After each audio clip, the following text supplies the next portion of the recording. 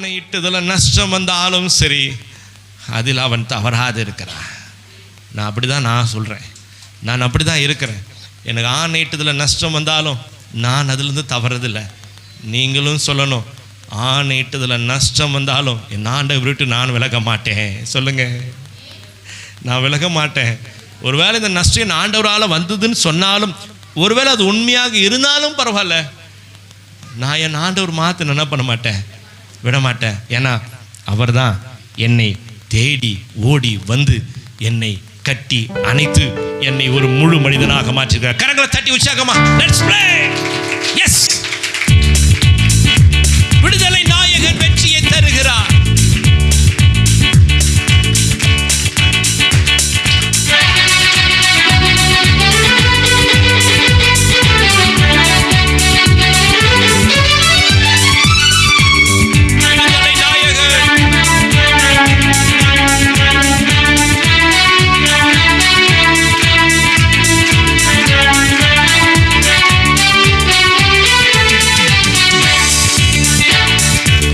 விடுதலை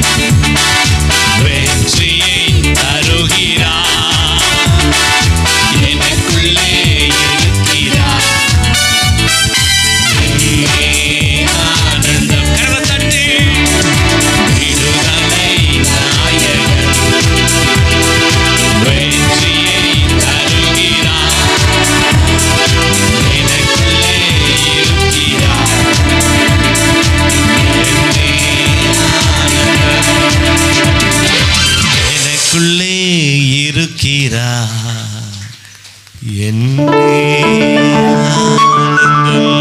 கையாச்சு சொல்லுங்க, எனக்குள்ளே இருக்கிறார்.